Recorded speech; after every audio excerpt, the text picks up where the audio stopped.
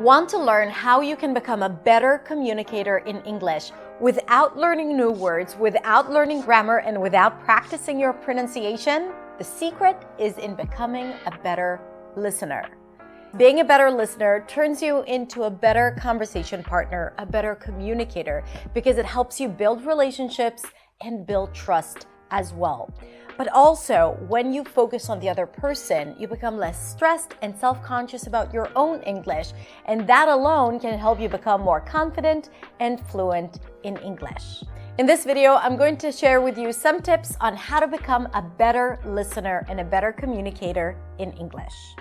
If you're new to my channel, then hi, my name is Hadar. I'm a non-native speaker of English, and I am here to help you speak English with clarity, confidence, and freedom. You can check out my website at hadarshemesh.com for a lot of free resources and hundreds of lessons about pronunciation, confidence, fluency, and so much more. And you can also follow me on social media for daily tips. There's a big difference between hearing someone and truly listening to someone. And there's also a difference between listening to someone and making them feel like you're listening to them.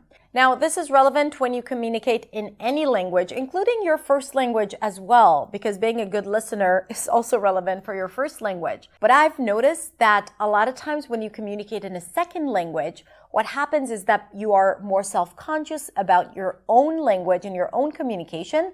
And as a result, it affects how you show up in a conversation, and it affects how you actually listen to other people. So while in this video, I'm going to share with you some general active listening tips.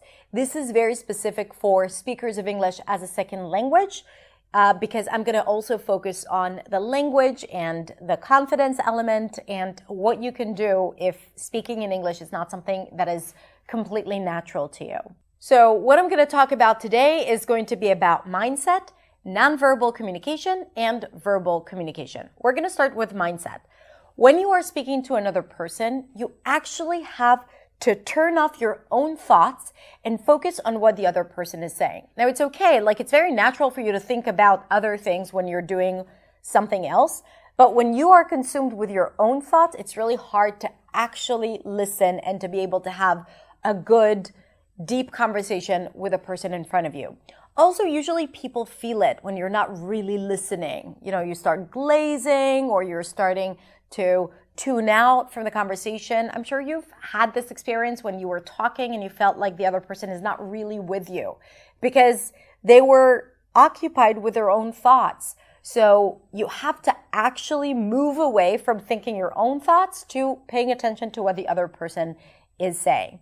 Now, especially when speaking a second language, a lot of times when we're in a conversation, we are so focused on our thoughts about the language. Am I going to understand them? How am I going to respond? What if I make a mistake? What should I say in response? What if they ask me a question? So we have all these thoughts about fluency and about our English and our English not being good enough and the judgment that we might experience.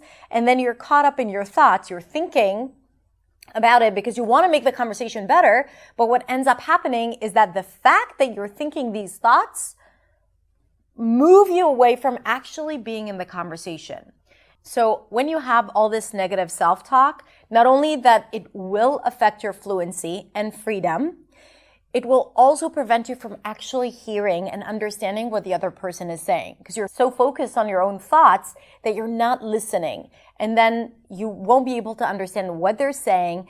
And when it's time for you to talk, it's going to be really hard for you to respond properly. And then you're going to become even more self-conscious about it. And it's like a snowball. So moving away from putting the focus on you and your own language, focusing on what the other person is saying, will allow you to respond naturally when it's time for you to speak. But also, you're not going to force your brain to come up with an answer because you know how it is when you're trying to forcefully think about a word or about something, you black out. You can't think of anything. And when it happens naturally in a conversation, you're much more likely to have something to talk about or to respond in a natural way. My second tip for becoming a better listener and to develop active listening, and remember it's a skill, you can practice it, you can develop it, is nonverbal communication. Nonverbal communication is everything that is not about the words that come out of your mouth. It's the way you look. It's the way you perceive their nonverbal communication. It's how you use your body, how you use your eyes, right? So when you are listening, then you want to make sure that you look at the person. You can look them in the eyes. You can look at their face, maybe their mouth if you don't feel comfortable looking them in the eye.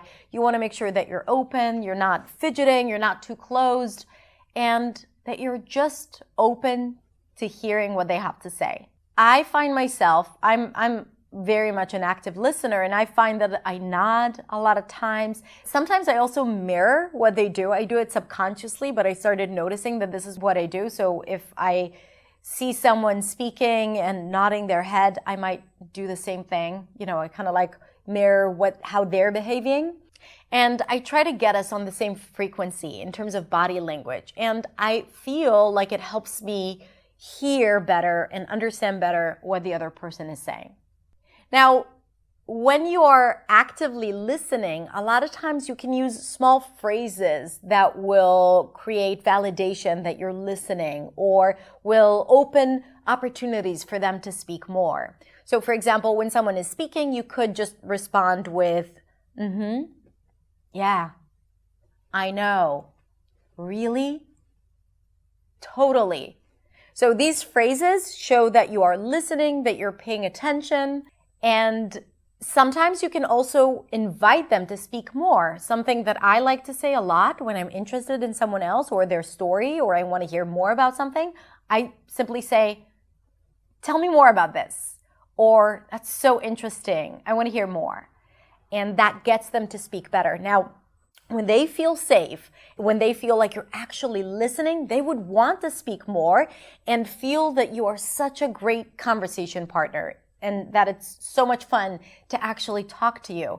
And you will feel more comfortable. So when it's time for you to talk, you won't feel stressed or judged because the atmosphere is going to be positive and you will feel the connection between the two of you. Now, one last thing about verbal communication, what I usually do when I hear someone speaking is that while they're speaking, I am thinking about the questions that I can ask them. I want to ask them follow-up questions.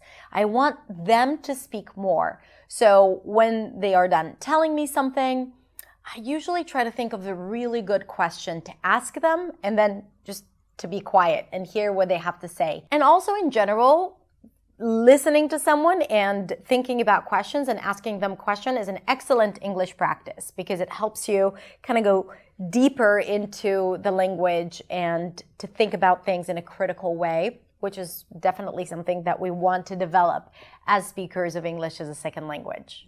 All right, so to wrap up, if you want to develop your active listening, first you have to be in the mindset of a good listener. You have to focus on what they are saying and not on your own thoughts or fears or concerns. Then you want to use nonverbal communication to show the other person that you're actually listening and paying attention, and you want to be attentive to how they are feeling and what they are expressing. And the third thing, you want to use language or verbal responses to show them that you're actually paying attention, like, yeah, I know, totally, oh, I see, and all of that.